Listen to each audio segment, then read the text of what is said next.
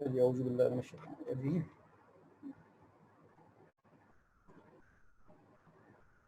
चलिए अल्लामा साहब वैसे तो किसी तारुफ़ के मोहताज नहीं हैं, लेकिन एक हुज्जत के लिए और बाकी नए लोग होते हैं जो बहुत ज़्यादा नहीं उनके बारे में जानते, सिर्फ उनके एक इंट्रोडक्शन के लिए जस्ट क्विकली हम उनके बारे में बात करते हैं कि वो हैं कौन। अल्लामा इकबाल का ताल्लुक़ शेख फैमिली से था। शेख मोहम्मद इकबाल ही लिखा करते थे।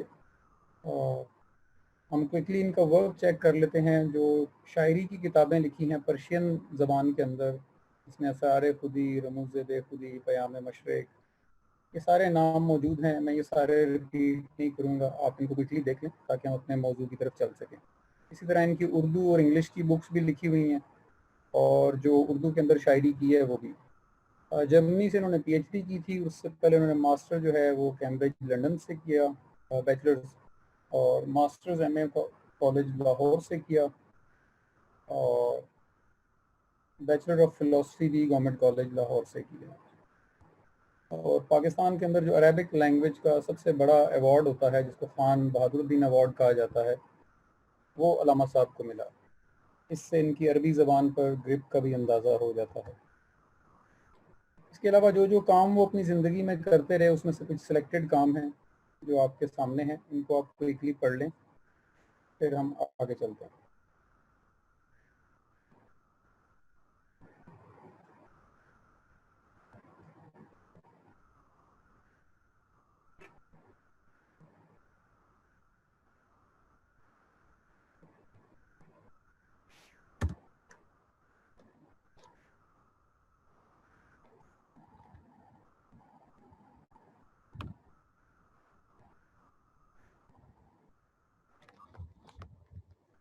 अच्छा जी, आज की डिस्कशन के लिए हमने अल्लामा साहब की जिस नज़म का इंतखाब किया है वो है इब्लीस की मजलिस शूरा। मजलिस शूरा आप लोग समझते हैं कि वो पार्लियामेंट को कहा जाता है, जहाँ पर हुक्मरान बैठ के आपस में मशावरत करते हैं, मशवरे करते हैं कि हमने क्या करना है। तो अल्लामा साहब के फ़िक्र और तख़य्युल और फ़िलासफ़ी ने एक ऐसी फ़र्ज़ी मजलिस क्रिएट की है, ये उनके शऊर के अंदर क्रिएट हुई है, जिसमें बड़ा इब्लीस बैठा है जो सरदार समझा जाता है, और उसके मुशीर यानी छोटे इब्लीस बैठे हैं जो उसको रिपोर्ट दे रहे हैं कि वो पूरी दुनिया को कैसे अहकामाते इब्लीस के मुताबिक चला रहे हैं।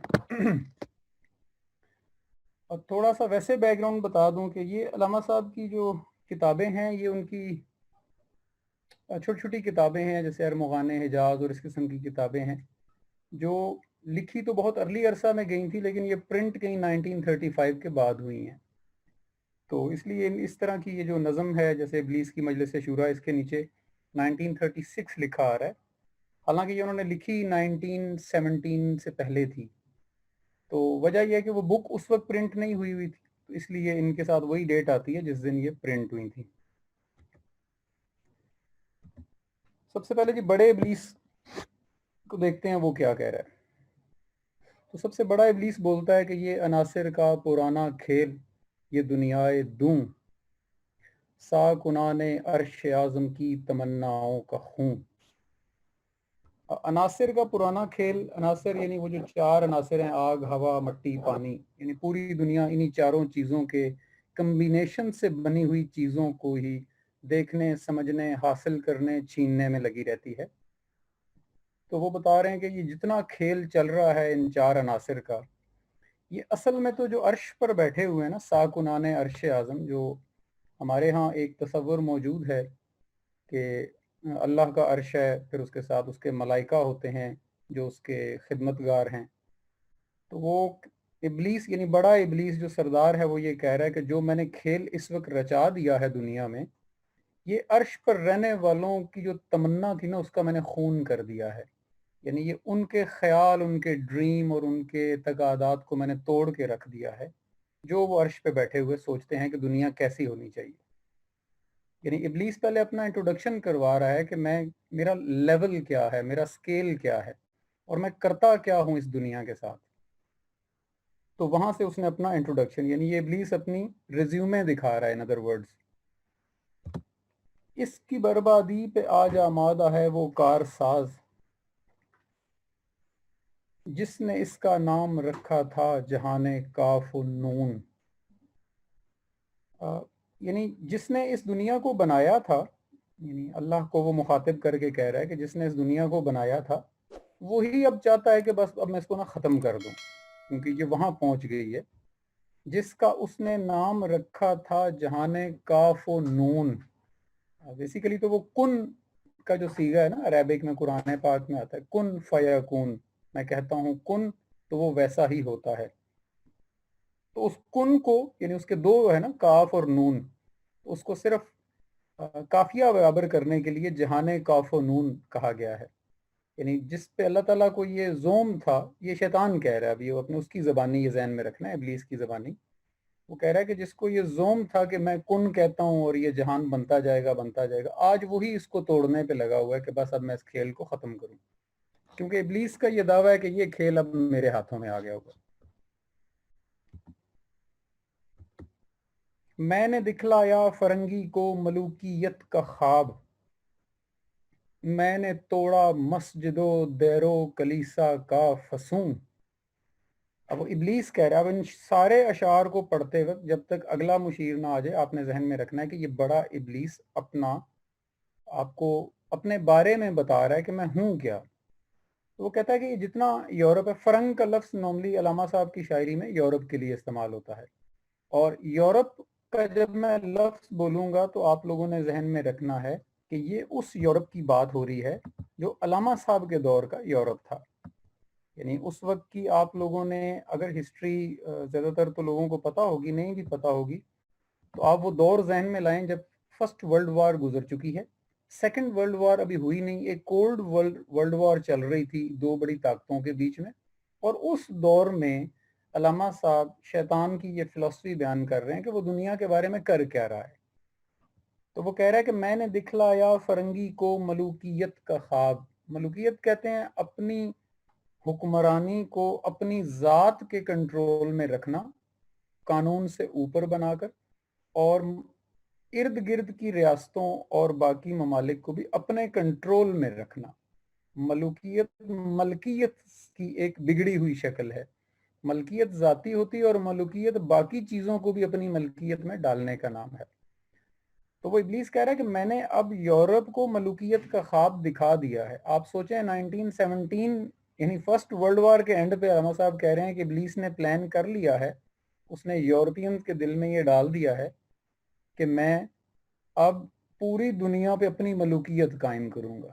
اور سیکنڈ ورلڈ وار میں پھر آپ نے دیکھا کہ یورپینز نے کیا کیا اصل یا کرنے کی کوشش کیا کی، اور وہ کرنے کے لیے کیا کیا ہے، میں نے اگلی لائن بتا رہی ہے، میں نے توڑا مسجد و دیر و کلیسا کا فسون، یعنی ملوکیت جو تھی اس کے پاؤں جمانے کے لیے میں نے مسجد اور دیر اور کلیسا کا فسون، یعنی یہ جو مسجد نے اور ممبر نے جو چیزیں لوگوں کو بتا رکھی تھیں، جس میں چند اچھی چیزیں بھی تھیں، اس کا تو میں نے فسانہ ہی تباہ کر کے رکھ دیا ہے، کیونکہ اب میں پوری دنیا کو ملوکیت کی طرف لے کے چل پڑا ہوں۔ تو اب یہ نیچے بیٹھے ہوئے مسجد کلیسا والے کچھ بھی نہیں کر پائیں گے۔ وجہ کیا ہے کہ کیونکہ اب میں نے یورپینز کے دل میں ڈال دیا ہے کہ اب ہم نے پوری دنیا پہ قبضہ کرنا ہے۔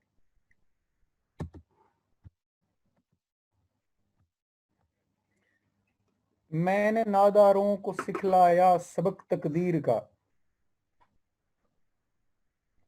میں نے منعم کو دیا سرمایہ داری کا جنون۔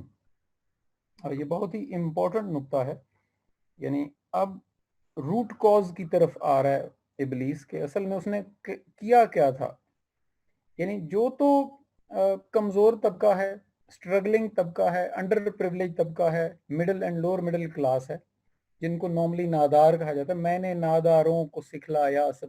یہ زندگی میں جب کچھ اچیو نہیں کر پا رہے ہوتے، یہ کوئی بزنس سیٹل نہیں کر پا رہے، یہ کوئی اکانومی پہ کھڑا ہو نہیں پا رہے، ان کا لائف سٹائل نہیں بہتر ہو رہا، تو میں نے ان کو تقدیر کا سبق سکھا دیا کہ بس تم اس کو مقدروں پہ ڈالو کہ بس یہ اللہ کی مرضی نہیں ہے اور چپ کر کے سو جایا کرو۔ اور جو دوسری طرف جو ناداروں سے اوپر طبقہ ہے، جو منعم انعام یافتہ، جن پہ اللہ تعالیٰ نے وسائل جن کو زیادہ دے رکھے تھے، اور ان کو میں نے سرمایہ داری کے جنون میں ڈال دیا تاکہ وہ اور سٹرونگ سے سٹرونگ ہوتے جائیں۔ یعنی ان دو روٹ کازز سے کیا ہوگا کہ دنیا دو حصوں میں بٹ جائے گی، ایک طرف وہ 5 یا 10% افراد ہوں گے جو باقی 90 یا 95% افراد کے حصے کا مال کنٹرول کیا کریں گے. تو یہ وہ اس وقت کہہ رہا ہے کہ یہ اب میں نے سبق سکھا دیا ہے. نیچے والے مطمئن ہیں کہ تقدیر میں نہیں لکھا ہوا، اور اوپر والوں کو جنون ہے کہ ہم نے اور انویسٹمنٹ کرنی ہے اور پروفٹس بنانے ہیں اور سٹرونگ ہونا ہے اور قبضہ کرنا ہے. تو یہ وہ روٹ کازز بتا رہا ہے کہ میں کیسے اس وقت دنیا کو لے کے چل رہا ہوں. کون کر سکتا ہے اس کی آتش سوزاں کو سرد، جس کے ہنگاموں میں ہو ابلیس کا سوزے دروں. اب وہ کہہ رہا ہے کہ اب یہ جو پچھلی ساری پلاننگ ابلیس نے بتائی ہے کہ اب یہ جو میں نے آگ لگا دی ہے جہاں جہاں جہاں یہ جتنے بھی شعبوں کے اندر زندگی کے اندر اور جتنے بھی مذہبوں اور قوموں کے اندر، اب یہ کیسے بجھ سکتی ہے؟ کیونکہ اب اس آگ کے پیچھے ابلیس کا سوزے دروں ہے، یعنی ابلیس کی بھڑکائی ہوئی چیز ہے یہ، اس کو اپنی ہیٹ سے وہ اور بھڑکا رہا ہے. تو اب یہ ٹھنڈی ہونے والی نہیں ہے، یعنی یہ اس کا دعویٰ ہے.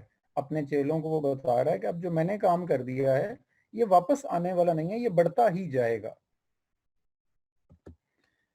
جس کی شاخیں ہوں ہماری آب یاری سے بلند، کون کر سکتا ہے اس نخل کہن کو سر نگوں. اب یہ اس کے اندر استعارہ استعمال کیا گیا، یہ شاعری کی ایک بڑی خوبصورتی ہوتی ہے. اور ویسے بھی علامہ صاحب نے تو نظم پہ جو ان کا فوکس ہے وہ بہت زیادہ ہے، اسپیشلی آخر کے ادوار میں تو، اور نظم استعاروں سے خالی ہوتی ہی نہیں ہے. تو یہاں جو استعارہ ہے وہ نخل کہن یعنی اس پرانے درخت کی بات ہو رہی ہے. اگر آپ لوگوں کو آدم و ابلیس کا قصہ جو قرآن پاک کے اندر ہے وہ فلسفی آپ کے ذہن میں ہو، تو وہاں پہ اللہ تعالیٰ کہتا ہے کہ میں نے آدمیت کو منع کیا ہے کہ اس شجر کے پاس نہیں جانا. شجر عربک زبان کا لفظ ہے اور نخل اسی کا پرشین ورڈ ہے. تو علامہ صاحب کہہ رہے ہیں کہ اب وہ جس شجر کے پاس جانے سے منع کیا گیا تھا، اصل میں تو وہ جو تکبر اور مایوسی کا شجر تھا، ابلیس کہہ رہا ہے کہ اب وہ شجر تو نیچے آنے والا ہی نہیں ہے. کیوں؟ کیونکہ اب اس کی شاخوں کو تو ہماری آبیاری، یعنی میں جو پانی اور کھاد ڈال رہا ہوں اس کی تہوں کے اندر، اب وہ درخت اور پھلے پھولے گا جس سے اللہ نے اصل میں تو منع کیا تھا. یہ وہاں سے علامہ صاحب نے اس کو استعارتاً ریلیٹ کیا ہے. چلیے، اب جو پہلا مشیر اس میٹنگ میں بیٹھا ہوا ہے وہ جواب دیتا ہے. پہلے تو وہ اپنے آقا کی تعریف کرتا ہے، کہتا ہے اس میں کیا شک ہے کہ محکم ہے یہ ابلیسی نظام، پختہ تر اس سے ہوئے خوئے غلامی میں عوام. یعنی وہ کہہ رہا ہے کہ یہ جو آپ نے جتنی بھی باتیں کی ہیں میرے آقا، اس میں تو اول تو کوئی شک ہی نہیں ہے، کیونکہ آپ کا جو سسٹم ہے دنیا کو کھڑا کرنے کا وہ اتنا سٹرونگ ہے کہ عوام اس میں بڑی خوشی کے ساتھ اس کا حصہ بنتے ہیں اور اس کی غلامی اختیار کرتے ہیں، اس کو اپنے لیے اچھا سمجھتے ہوئے اس کا حصہ بنتے ہیں. یعنی وہ پختہ تر ہو جاتا ہے، ان کو ایک یقین ہے کہ یہی ٹھیک کام ہے کرنے والا. جیسے آپ تھوڑی دیر کے لیے میں صرف اس کو ریلیٹ کروں، جیسے جمہوری نظام دیا گیا ایک کہ ووٹ ڈالنا ہوتا ہے، تو ہم کتنے پر یقین ہیں کہ یہ بڑا اچھا کام ہے، یہ کرنا چاہیے، اور ہم کتنا پروموٹ کرتے ہیں ایک دوسرے کو ان چیزوں پر. اس طرح کے اور بڑے نظام ہیں، ابھی آگے آئیں گے، میں صرف اشارہ دے رہا ہوں.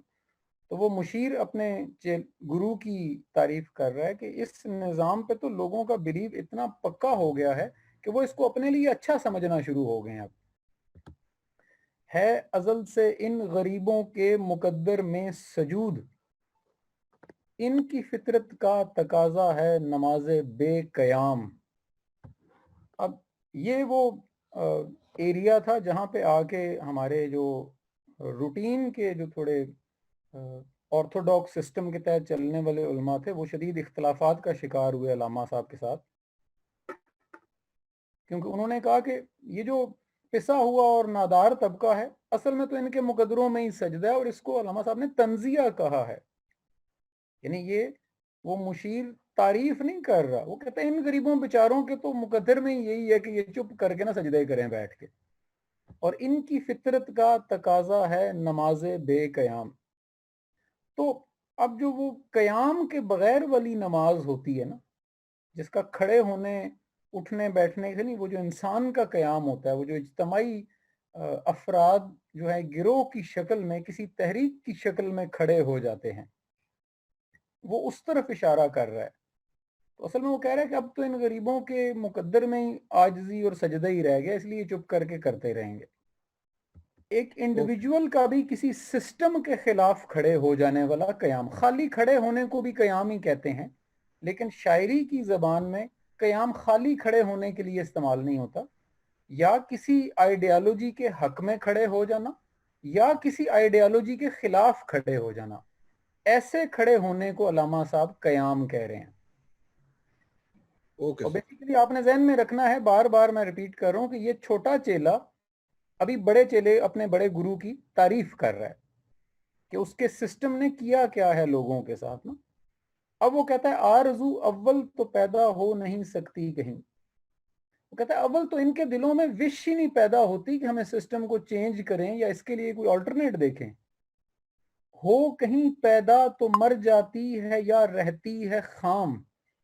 और अगर कहीं पैदा हो भी जाए थोड़ी सी आरजू कि हम इस सिस्टम के अगेंस्ट खड़े हो जाएं, तो या तो वो आरजू वैसे ही मर जाती है मईशत के चक्रों में, रोजगार के चक्रों में, और या वो इतनी खाम यानी नापुख्ता हालत में अंदर ही सारी जिंदगी पड़ी रहती है, उस पर अमल ही नहीं कर पाता वो एक इंडिविजुअल, और वो बस बैठ के डिस्कशंस की हद तक कहता रहता है कि सिस्टम बड़ा करप्ट है, ये भी खराब है, ये भी खराब है, लेकिन वो उसके लिए कयाम नहीं करता, उसके अगेंस्ट खड़ा नहीं हो रहा।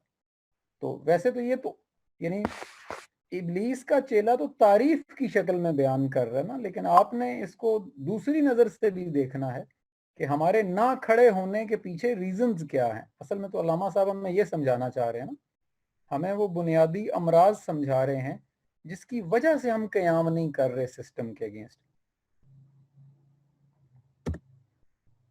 और ये हमारी से मुराद इबलीस के सिस्टम की बात हो रही है। ये हमारी सही पैम की करामत है कि आज, और वो कहते हैं ये जो हमने मुसलसल सर तोड़ एफर्ट्स की हैं, उसका एंड रिजल्ट ये निकला है। करामत क्या हुई है?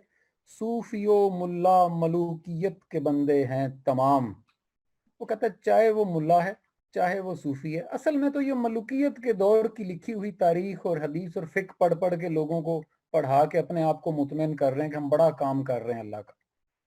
यानी ये इबलीस का चेला तंजिया बता रहा है, और ये बहुत क्रक्स निकाला है उसने इस सारी तमहीद का। यानी ये हमारी सही पहम, यानी ये जितनी एफर्ट्स आज तक हमने की हैं की करामत है कि आज उसका एंड रिजल्ट की खूबसूरती क्या निकली है कि सूफियो मुल्ला मलूकियत के बंदे हैं तमाम। चाहे सूफी हैं या मुल्ला, ये मलूकियत के सिलेबस से तैयार हुए हैं, और मलूकियत का सिलेबस ही दूसरों को पढ़ा के अपने आप को मुतमिन किए जा रहे हैं। हालांकि असल में तो ये मलूकियत के बंदे हैं, इनको खुद नहीं पता बेचारों को। तब मशरिक के लिए मौजू यही अफ्यून थी, वरना कव्वाली से कुछ कमतर नहीं इल्मे कलाम।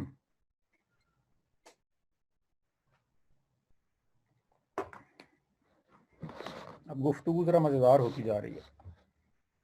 अब वो छोटा चेला कह रहा है गुरु को कि ये जो मशरिक का मिजाज है ना, जिस तरह के ये लोग हैं, इनके लिए तो सबसे बेहतर नशा यही था, सबसे बेहतर अफीम यही थी। वो क्या है? यानी कव्वाली को पहले आप जो लोग समझते हैं कि कव्वाली क्या है, कि म्यूजिक के ऊपर ऐसा कलाम पढ़ा जाता है जो जिसके बारे में ये तसव्वुर है कि वो इंसान के दिलो दिमाग जहन पे असर करता है। तो म्यूजिक को, अशार को इन चीज़ों के लिए यूज़ किया गया कि वो इंसान के अंदर एक इर्तिजाज पैदा करता है, एक कैफियत पैदा करता है, जिसको फिर डिफरेंट डिफरेंट नाम दिए गए सलासिल और मज़ाहिब के अकॉर्डिंगली। इसी तरह से इल्मुल कलाम क्या होता है? इल्मुल कलाम होता है जितने ये फ़िक़ही और अकीदे के मसाइल हैं, इनके आपस में बहस व मुबाहिसे को इल्मुल कलाम कहा जाता है। यानी आप किसी भी फ़िक़ही या अकायद के मसले को जब डिस्कस करते हैं दो मुख्तलिफ मकातब फ़िक्र, तो उस पर जो गुफ्तगू होती है उसको इल्मुल कलाम कहा जाता है। यानी ये बात करने, लफ्जी मतलब होता है तो बात करने का इल्म, लेकिन ये वो बात नहीं है, ये है अकायद की बहस, और जो फिक की बहस होती है उसको इल्मुल कलाम, उसके लिए ये टर्मिनोलॉजी बनाई गई है। تو وہ کہتے ہیں کہ علم الکلام کے لیے بھی جو دلائل رکھے گئے ہیں وہ ذاتی اطمینان کا باعث بنتے ہیں. یعنی میرے پاس کچھ تاریخ کی کتابوں اور کچھ حدیثیں اور کچھ روایات ایسی پڑھی ہوں گی جس سے میں اپنی سوچ کو مطمئن کر لیتا ہوں کہ میرے پاس روایات ہیں, اور اسی طرح اگلے بندے کے پاس بھی ہیں. تو ذاتی اطمینان کے لیے جو علم استعمال ہو رہا ہے اسے علم الکلام کہا گیا. سیم اسی سینس کو قوالی کہا گیا کہ وہ بھی ایک ذاتی اطمینان حاصل کرنے کا طریقہ تھا, کہ وہ بندہ سمجھتا ہے کہ جی میں بڑے سکون میں آ گیا ہوں, میں نے قوالی سن لی ہے. تو پورے مشرق کو جب اکٹھا کیا ہے علامہ صاحب نے تو کہا ہے کہ ان کی تو مزاج کے بالکل اکارڈنگ ہے کہ یا یہ قوالی سنیں یا یہ علم الکلام سنیں, ان کو حقیقت کی طرف جانے کی تو ضرورت ہی نہیں ہے کیونکہ یہ اس پہ ہی بڑے خوش رہتے ہیں. یہ وہ چیلا بتا رہا ہے اصل میں کہ ان کی فطرت کے مطابق ہے یہ دونوں کام. اب وہ آگے سے جسٹیفیکیشن دیتا ہے کہ ہے طواف و حج کا ہنگامہ اگر باقی تو کیا, کند ہو کر رہ گئی مومن کی تیغ بے نیام. وہ کہتے ہیں یہ اگر 20-25 لاکھ بندہ, اور اس کو ہنگامہ کہا ہے اس نے نا, یعنی انہوں نے کہا ادھر رش لگا ہوتا ہے جس کو ہم کہتے ہیں. وہ کہتے ہیں یہ اتنا جو رش لگا ہوا ہے طواف و حج کے اوپر تو کوئی فرق ہی نہیں پڑتا, کیونکہ جو اصل کام تھا جس سے مومن ہی تیغ بے نیام یعنی ایسی تلوار بن جاتا ہے جو نیام سے باہر ہوتی ہے, یعنی وہ بندہ خود چلتی پھرتی تلوار ہوتا ہے جو حق و باطل میں فرق کر رہی ہوتی ہے. وہ کہتا ہے جب ہم نے اس کو ہی زنگ لگا دی ہے تو یہ زنگ آلودہ لوگ 25 لاکھ بھی وہاں پہنچ جائیں تو کیا فرق پڑتا ہے ہمیں, تو یہ ہنگامہ ہوتا رہے. یعنی وہ چیلا جسٹیفیکیشن دے رہا ہے کہ اس رش سے ہمیں کوئی فرق نہیں پڑ رہا, کیونکہ جو رش کے اندر افراد ہیں یہ وہ تلواریں ہیں جن کو زنگ لگا ہوا ہے, تو یہ ہمارا کچھ نہیں کر سکتی. یہ ان کا ایسا اجتماع ہے, یہ قیام نہیں ہے کسی سسٹم کے اگینسٹ, یہ زنگ آلودہ تلواروں کا اجتماع ہے بقول مشیر اول کے. اور کہتے ہیں کس کی نومیدی پہ حجت ہے یہ فرمانے جدید, ہے جہاد اس دور میں مرد مسلمہ پر حرام. یہ یاد رکھیے گا علامہ صاحب کی شاعری میں یہ ان کا بڑا پن بھی ہے, اور اس جیسے پڑھے لکھے اور مفکر آدمی سے یہی توقع ہوتی ہے. وہ جب بھی کسی کا مصرع یوز کرتے ہیں تو کوماز لگا دیتے ہیں سائڈز پر, یہ بتانے کے لیے کہ یہ میرا کلام نہیں ہے, یہ مصرع میں نے کہیں سے لیا ہے. اور یہ آپ کا انصاف ہوتا ہے, آپ کا عدل ہوتا ہے کسی اور کے کلام کے ساتھ. تو خیر کس کی نومیدی پہ حجت, یہ میں تھوڑی سی اب اس کی ہسٹری بھی آپ کو بتانی پڑے گی, اگر تو جو لوگ واقف ہیں انہیں پتہ ہوگا, باقیوں کے لیے میں بتا دیتا ہوں. مرزا غلام احمد قادیانی علامہ صاحب سے چونکہ کچھ عرصہ پہلے گزرے ہیں, تو مرزا صاحب نے جو چند فتوات دیے آ کر اپنے فالورز کے لیے, اور اس پہ بڑی اس دور میں بحث بھی شروع ہوگی. اس وقت انگریز آئے ہوئے تھے, نیا نیا انہوں نے قبضہ کیا تھا اس ایریا میں. تو اب وہ سچویشن ذرا ذہن میں لائیں جو 19 سینچری کے اینڈ کی سچویشن تھی 1870s کے بعد سے لے کر ارلی 19 تک. وہ اس دور میں جب ایک طرف سے انگریز آپ کو کیپچر کرتے جا رہے ہیں, آہستہ آہستہ ریاستیں ان کے قبضے میں جاتی جا رہی ہیں, وہ آپ کا سسٹم ختم کر کے اپنا سسٹم لانچ کرتے جا رہے ہیں, ایسے میں مرزا صاحب نے ایک فتویٰ جاری کر دیا کہ جہاد جو ہے نا وہ اس دور میں حرام قرار دے دی ہے. چونکہ انہوں نے اس سے پہلے ذلی نبی کا, میں اب موضوع سے تھوڑا سا ہٹوں گا, وہ تاریخی اس کے اندر ایک دلیل ہے تو وہ پتہ ہونی ضروری ہے. تو ایک مجدد کی حیثیت سے انہوں نے اپنا تعارف کروایا ہے, ایک ذلی نبی کی حیثیت سے بھی کروایا ہے, مسیح کی حیثیت سے بھی کروایا ہے. مختلف روایات ہیں, اس پر ہم پھر کسی اور دن بات بھی کریں گے. یہ جو ختم نبوت کے موضوع پر یہ ساری چیزیں آئیں گی. تو فی الحال ہم کسی کے حق یا کسی کے خلاف کی بات نہیں کر رہے, ہم تو صرف ان کے اس فتوے کو علامہ صاحب نے جب یہاں نیچے لکھا تو اوپر لکھتے ہیں کہ پہلے ہی مایوسی اور ناامیدی تو یہ چھائی ہوئی تھی, لیکن اوپر سے ایک دلیل مل گئی ہمیں کہ اب تو جہاد ویسے ہی حرام ہے. گو کہ جب یہ مرزا صاحب نے یہ فتویٰ دیا تھا تو کافی سارے علماء اس کے خلاف بھی کھڑے ہو گئے اور اس کو بڑا کنڈیم کرنے کی کوشش کی گئی. وہ پھر اس کا اینڈ رزلٹ کیا ہوا وہ ایک لمبی تاریخی بحث ہے, لیکن بتانے کا مقصد یہ ہے کہ جب لکھ کے کوئی بڑا آدمی, چاہے آپ اسے بڑا مانیں یا نہ مانیں, لیکن کسی ایک طبقے کا بڑا آدمی جو مذہبی حیثیت سے بڑا سمجھا جاتا ہو, جب وہ آپ کو ریٹن کہتا ہے کہ بھئی جہاد حرام ہے, تو آپ پہلے ہی مسائل کا شکار ہیں اور اوپر سے جہاد حرام ہونے کا فتویٰ آ جائے. تو وہ کہتے ہیں کہ یہ تو سونے پہ سہاگا ہوا، یعنی بقول ابلیس کے یہ سونے پہ سہاگا ہے کہ جہاد تو ویسے ہی حرام قرار دے دیا گیا ہے. تو یہ اصل میں یہ تو حجت بن گئی نا ان لوگوں کے لیے جو پہلے ہی کچھ نہیں کرنا چاہ رہے تھے. یہ وہ کہنے کی کوشش ہے یہاں پر. اب آتا ہے جی دوسرا مشیر. وہ کہتا ہے یہ پہلے مشیر کو سنا رہا ہے. اب یعنی دوسرا مشیر، پہلے مشیر نے جتنی تمہید باندھی ہے اس کو نا تھوڑا سا آپ کو میرے ساتھ ساتھ، کیونکہ یہ اشعار زیادہ ہیں تو آپ کو نا اس کی سمری ذہن میں رکھ کے چلنا ہے، پھر اس کا فلو کو آپ انجوائے کرتے ہیں. یعنی آپ دیکھیں کہ جو میں کوئک گو تھرو کر رہا ہوں یہاں تک کا، صرف آپ کو فلو سمجھانے کے لیے. ابلیس نے پہلے اپنی تعریف کی اور اس نے بتایا کہ میں نے اس دنیا کا بیڑا غرق کر کے رکھ دیا ہے اللہ تعالیٰ کی توقعات کے اگینسٹ. پھر اس نے ذرا انٹرنیشنل پالیٹکس پہ بات کی اور اس میں سے مذہب کو نکال دیا. کہتا ہے اب سارا کچھ جو ہے نا وہ ملوکیت کے ہاتھ میں نے دے دیا، ایک دوسرے کی سٹیٹس پہ قبضہ کرنے والی بات. اور جو نیچے لوگ ہیں ان کو میں نے مقدروں کے کھاتے میں ڈال دیا، اور جو ان کے اوپر کنٹرول کر کے بیٹھے ہیں ان کو میں نے انہی کے اوپر کنٹرول کرنے کا اور جنون دے دیا ہے. اور اس نے پھر بتایا کہ اب یہ جو میں نے پلان تیار کر لیا ہے نا، اس کو کوئی کچھ نہیں کر سکتا. حالانکہ یہ وہ تھا جس کو اللہ تعالیٰ نے اول فلسفہ کے اندر بھی منع کیا تھا. یہ اس کا ایک بریف ہے، یہ ذہن میں رکھنا ہے کہ ابلیس نے انٹرو کیا دیا ہے. اس پہ جو پہلا چیلا ہے اس نے بھی پہلے تو اس انٹرو کو ہی سیکنڈ کیا ہے کہ جی آپ نے تو بالکل ٹھیک کام کیا ہے، میں اس کی گواہی دیتا ہوں. اوپر سے یہ جو غریب ہیں یہ تو سجدوں میں لگے ہوئے ہیں، لیکن ان کی نماز جو ہے وہ بے قیام والی ہے. یہ کھڑے تو ہو ہی نہیں سک رہے، کسی اپنے خلاف والی آئیڈیالوجی کے اگینسٹ بھی نہیں کھڑے ہو پا رہے. اور پھر وہ کہتا ہے کہ ان کے اندر آرزو تو پیدا ہی نہیں ہونے دے رہے ہم، اور ہوتی بھی ہے تو ساری زندگی اندر ہی مر جاتی ہے. اور وجہ کیا ہے کہ جو ان کو آئیڈیالائز کروانے تھے جو لوگ صوفی و ملا جو تھے، وہ آلریڈی ملوکیت کے اتنے زیر اثر آ چکے ہوئے ہیں کہ اب وہ ٹھیک بھی پڑھا دیں تو یہ کبھی کھڑے نہیں ہوں گے. یہ اس نے اس کو سیکنڈ کیا ہے. اور پھر قوالی اور علم الکلام یعنی مدرسہ اور خانقاہ دونوں کو ٹارگٹ کرتے ہوئے انہوں نے کہا کہ اس علاقے کے رہنے والے لوگوں کے لیے نا یہی افیم بیت، اس کو نشہ قرار دیا انہوں نے، یعنی افیون کی شکل ہے یہ. اور کہا کہ جو اصل کام تھا جس میں مومن ایک تیغ بے نیام بن جاتا تھا، وہ جب ختم ہو گئی تو اب یہ قوالی کریں یا علم الکلام کریں یا طواف و حج کریں کوئی فرق ہی نہیں پڑتا.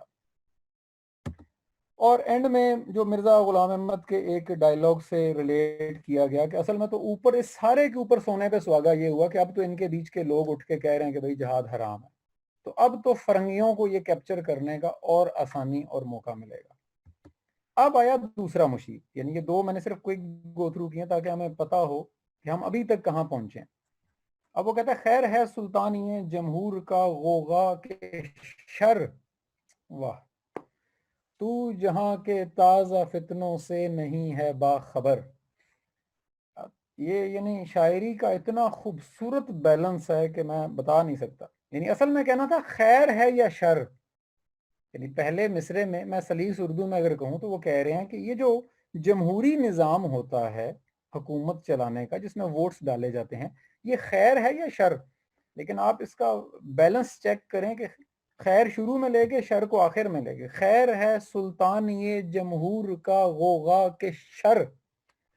یہ یعنی دوسرا مشیر پہلے کو سنا رہا ہے کہ تم مجھے بتاؤ یہ جو جمہوری نظام آ رہا ہے یہ اچھا ہے یا برا ہے.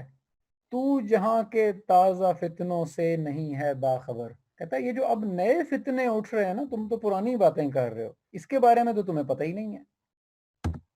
تو وہ جواب دیتا ہے کوما، یعنی یہ ذرا چیک کریں اس کی خوبصورتی. اس کا آخری جملہ کیا تھا؟ تو جہاں کے تازہ فتنوں سے نہیں ہے باخبر. تو وہ اگلا کہہ رہا ہے یعنی میں باخبر ہوں مگر میری جہاں بینی بتاتی ہے مجھے. مطلب میں اویئر ہوں جو تم کہہ رہے ہو، لیکن جو میرا ویژن ہے وہ مجھے یہ بتا رہا ہے جو ملوکیت کا ایک پردہ ہو کیا اس سے خطر. یہ اب چیک کریے گا. یعنی جو جمہوری نظام کی بات کی ہے دوسرے مشیر نے کہ اب یہ جو جمہوری نظام آ رہا ہے دنیا میں، اس سے یہ سارے تمہارے جو ملوکیت کے پلانز ہیں یہ خراب نہیں ہو جائیں گے. وہ کہہ رہا ہے کہ میرا ویژن مجھے بتا رہا ہے کہ جو ملوکیت کا ایک پردہ ہو کیا اس سے خطر. کہ یہ جو جمہوری نظام ہے یہ بنایا ہی ملوکیت والوں نے ہے، اور انہوں نے اس کی شکل انداز چینج کر کے اس کے آگے ایک ایسا پردہ ڈال دیا ہے، تو اس سے ہمیں کیا خطرہ، کیونکہ پیچھے تو وہی ملوکیت ہے۔ ہم نے خود شاہی کو پہنایا ہے جمہوری لباس۔ یہ جو انسان خود شاہی، یعنی انسان جب اپنا کنگ خود بنتا ہے، اپنا مفتی مجتہد خود بنتا ہے، یہ جب بننے ہی لگا تھا تو ہم نے اس کو پہنا دیا جمہوری لباس۔ جب ذرا آدم ہوا ہے خود شناس و خود نگر، یعنی جیسے ہی اولاد آدم کو یہ سمجھ آنا شروع ہوئی، اس نے اپنی پہچان کی اور اپنے ارد گرد پہ نظر رکھی ہے، تو ہم نے ساتھ ہی اس کو جمہوری لباس میں ڈال دیا۔ یعنی جو اپنے آپ کو پہچان رہا ہے، جو ویژن رکھتا ہے۔ اب آپ سوچیں کہ علامہ اقبال کا اور ایک ریڑھی والے ان پڑھ کا ووٹ ایک برابر ہے، کیونکہ اس کا کاؤنٹ ایک ہوگا۔ علامہ اقبال جتنی بڑی مرضی ہستی ہو جائیں، وہ ان کا ووٹ 5 ووٹ کے برابر نہیں ہو سکتا، اور ریڑھی والا جتنا مرضی بیچارہ کمتر علم کے درجے پہ کیوں نہ چلا جائے، وہ اس کا ووٹ کاؤنٹ بھی 1 رہے گا۔ اس کو وہ کہہ رہا ہے کہ ہم نے خود شاہی کو پہنایا ہے جمہوری لباس، یعنی کوئی خود شاہ کتنا ہی بڑا کیوں نہ ہو جائے، جمہوری نظام کے اندر وہ بے اثر ہے بیچارہ، اس کی کوئی ویلیو ہی نہیں ہے۔ اب دیکھیں جی، کاروبار شہر یاری کی حقیقت اور ہے، یہ وجود میر و سلطان پر نہیں ہے منحصر۔ وہ کہہ رہے کہ یہ جو ہم سسٹم لا رہے ہیں نا اب کائنات کو اور ملکوں کو چلانے کا، کاروبار شہر یاری، یہ اس سسٹم کو چلانے کا ہے جو طریقہ کار ہے، اس کا اصل تو کچھ اور ہے۔ اس میں الیکشن سے سلیکٹ ہو کے کون آئے گا، میر کون بنے گا، سلطان کون بنے، اس سے فرق نہیں پڑنے والا۔ یہ وہ دوسرے چیلے کو بتا رہا ہے جس نے اعتراض کیا ہے کہ اب تو جمہوری نظام آ رہا ہے تم اس کا کیا کرو گے، تو وہ جواب دے رہا ہے کہ یہ سارے مل کے جس کو سلیکٹ کر لیں گے نا، اس سے کوئی فرق نہیں پڑنے والا۔ یہ وجود میر و سلطان پر نہیں ہے منحصر۔ وہ کہہ رہے ہیں یہ بندہ بدلنے سے کوئی فرق نہیں پڑے گا، کیونکہ اس کی حقیقت کچھ اور ہے۔ مجلس ملت ہو یا پرویز کا دربار ہو، ہے وہ سلطان غیر کی کھیتی پہ ہو جس کی نظر۔ مجلس ملت یعنی کوئی بھی ملت، کوئی بھی قوم جب آپس میں اپنے بڑوں کو بٹھاتی ہے اور وہ جلسہ کرتے ہیں اس ملت کے بارے میں، جس کو آپ پارلیمنٹ کہہ رہے ہیں، مشاورتی کونسل کہہ لیں، شیخ کانفرنس کہہ لیں، جو مرضی نام دے دیں، کہ وہ جب ان کے سیانے بیٹھتے ہیں کسی بھی مجلس میں ملت کے، یعنی ایک ہے کہ لوگوں نے اپنے سیانوں کو بٹھایا، اور یا پرویز یعنی ایک بادشاہ کا، خسرو پرویز کی طرف اشارہ ہے۔ خسرو پرویز کا آپ لوگوں کو امید ہے پتہ ہوگا، ان کے بارے میں تو تاریخ کے اندر کافی لکھا گیا، ایران کے بادشاہ تھے، اور وہ اگر آپ نے شیریں اور فرہاد کا قصہ بھی سنا ہو تو وہ بڑا ریلیٹ کیا جاتا ہے کہ جب وہ ان تک پہنچا نا، وہ مشہور رومانوی داستان جو تھی، تو خسرو پرویز نے فرہاد سے کہہ دیا کہ تم نہر کھود لاؤ ان پہاڑوں میں سے دودھ کی، تو میں تمہیں شیریں دے دوں گا، اور اس کو بھیج دیا پہاڑوں کی طرف، اور شیریں کے ساتھ شادی کر لی۔ اب وہ فرہاد پہاڑ کھود رہا ہے اور شیریں جو ہے وہ بادشاہ کی بیوی بن گئی۔ تو یعنی اس وہ جو یہ افسانہ ہے، تو اس افسانے سے وہ لنک کر رہے ہیں کہ چاہے لوگ اپنی مرضی کے نمائندے اوپر بٹھائیں، یعنی مجلس ملت ہو، یا اس طرح کا بادشاہ ہو جو سب اپنی مرضی سے کرتا ہو، تو ہوگا کیا، اینڈ رزلٹ کیا ہے وہ سلطان غیر کی کھیتی پہ ہو جس کی نظر۔ جو بھی بنے گا وہ وہی ہوگا جو، جیسے فرہاد کی کھیتی یعنی شیریں پر نظر رکھ کے بیٹھا ہوا تھا پرویز نا، اصل میں سلطان وہی ہے جو دوسروں کی کھیتیاں اپنے کنٹرول میں لینے کے چکروں میں ہے، اس پہ نظر رکھ کے بیٹھا ہوا ہے۔ ہم یہ سسٹم لا رہے ہیں، یہ چیلا بتا رہا ہے، اور میرا خیال ہے کہ دیکھیں یہ ایگزیکٹ 100 ایئر پہلے لکھی گئی باتیں ہیں، اور آج بھی ایز اٹ از اپنے ارد گرد نظر آ رہی ہیں ہمیں، یعنی ایسے لگ رہا ہے کہ جیسے آج بیٹھ کے کوئی لکھ رہا ہے، اور ہمارے ساتھ بھی یہی ہو رہا ہے۔ یہی اس کلام کی خوبصورتی ہے۔ تو نے کیا دیکھا نہیں مغرب کا جمہوری نظام، یعنی یہ چیلا دوسرے چیلے کو کہہ رہا ہے، چہرہ روشن اندروں چنگیز سے تاریک تر۔ وہ کہتا ہے یہ جو یورپ یا مغرب جو جمہوری نظام لے کر آیا نا، اس میں ظاہری طور پہ تو خوشحالی نظر آ رہی ہے، لیکن اس کے اندر چنگیزی جو فطرت تھی نا، لوگوں کو مارنا، اس سے بھی زیادہ तारीख सिस्टम है ये। और वो फिर देखा उन्होंने सेकंड वर्ल्ड वॉर में उस जमहूरी निज़ाम ने और उस रोशन चेहरे ने क्या सलूक किया कि आपने एक मजहब की बुनियाद पे लोगों को चुन चुन के कत्ल करना शुरू कर दिया।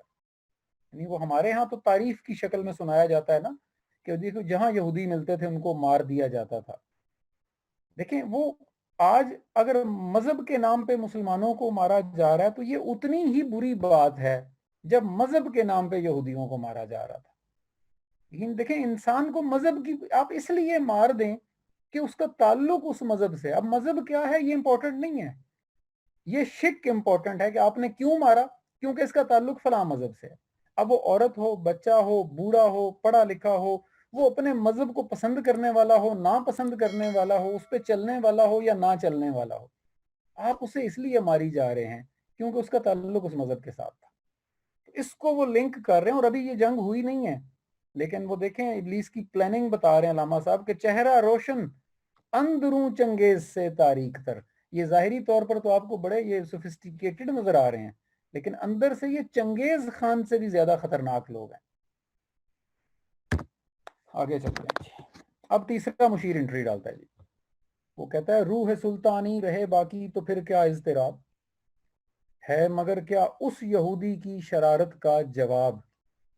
ये उस यहूदी, किस यहूदी की बात हो रही है ये अभी मैं बताता हूँ, लेकिन अभी सिर्फ इसको समझ है। रूह सुल्तानी रहे बाकी तो फिर क्या इज़्तिराब। वो कह रहा है हाँ ठीक है कि जब तक तुमने वो सुल्तान वाली रूह अंदर ही रखी है, चाहे वो सेलेक्ट हो के आए, इलेक्ट हो के आए, बादशाह बन के आए, डिक्टेटर आए, तो कहते हैं फिर हमें परेशानी की कोई बात नहीं है क्योंकि एट द एंड तो सुल्तान वही रहेगा ना। लेकिन वो दूसरे जुमले में कह रहा है मगर क्या उस यहूदी की शरारत का जवाब। असल में थोड़ा अरसा पहले ही, यानी अलामा साहब से थोड़ा अरसा पहले ही एक मुफक्किर गुजरा जिसको कार्ल मार्क्स कहते हैं। उम्मीद है आप लोगों ने, बहुत सारों ने नाम सुना होगा और पढ़ा भी होगा, नहीं पढ़ा तो ज़रूर पढ़ें। दास कैपिटल उसकी द मोस्ट फेमस बुक है। अगर आपको सोशियोलॉजी और ये जो सोशल इकोनॉमिक्स है इसके ऊपर शौक है तो ज़रूर पढ़ें। मेरे साथ तो एक खुशकिस्मती है कि मैंने शायद बहुत नौ उम्री में ये पढ़ लिया हुआ था कार्ल मार्क्स को टोटल। अगर आप कार्ल मार्क्स को नहीं पढ़ना चाहते और आपको लगता है कि वो खासा कम्प्लेक्स और मुश्किल हो जाएगा, ये तो खैर टेस्ट की बात है। अगर आप फिलोसफी, सोशियोलॉजी और इन मौजूआत पे शौक रखते हो तो एक प्रोफेसर साहब हैं, सैयद सिब्ते हसन उनका नाम है। इनकी बुक है मूसा से मार्क्स तक। ये भी मैं उसी दौर की बात करूं, ये मैंने आज से शायद कोई 25 साल पहले पढ़ी होगी, अंदाजन बता रहा हूँ। तो ये मैं जस्ट मुझे याद आ गई क्योंकि अब उस यहूदी का जिक्र हुआ ना, कार्ल मार्क्स चूंकि जीव कबीला से ताल्लुक रखता था।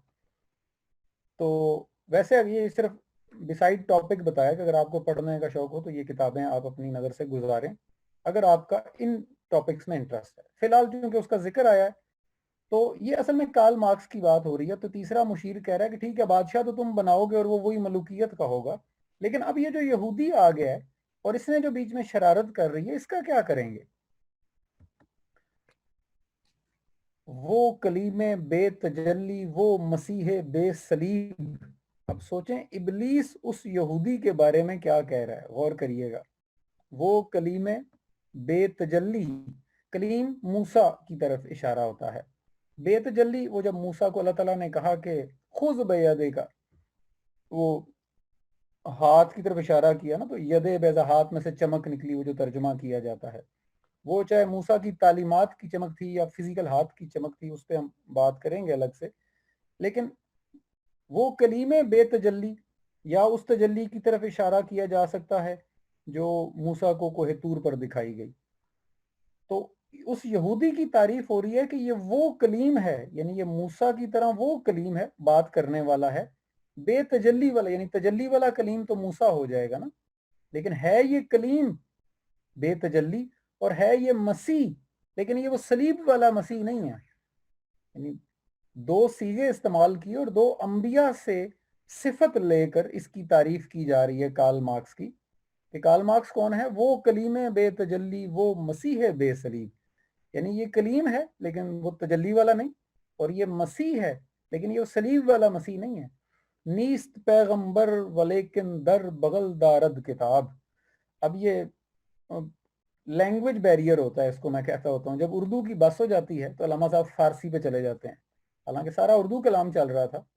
यानी अब उर्दू में ये जुमला लिखने के लिए अल्लामा साहब को पूरी एक गज़ल लिखनी पड़नी थी। नीस्त पैगंबर, वो पैगंबर नहीं है वो, लेकिन दर बगल, लेकिन अपनी बगल में एक किताब लेकर आया है। ये वही दास कैपिटल की तरफ इशारा कर रहे हैं अल्लामा साहब कि ये वो बंदा है जो मूसा कलीमुल्लाह और ईसा मसीहुल्लाह की तरह है, सिफत रखता है, पैगंबर नहीं है लेकिन किताब एक लेकर आया। और ये किताब जो है ये ऐसी किताब थी कि अब शैतानों की मीटिंग के अंदर डिस्कस हो रहा है कि अब इस यहूदी का क्या करना है, ये तो हमारी सारी प्लानिंग तबाह करने लगा है।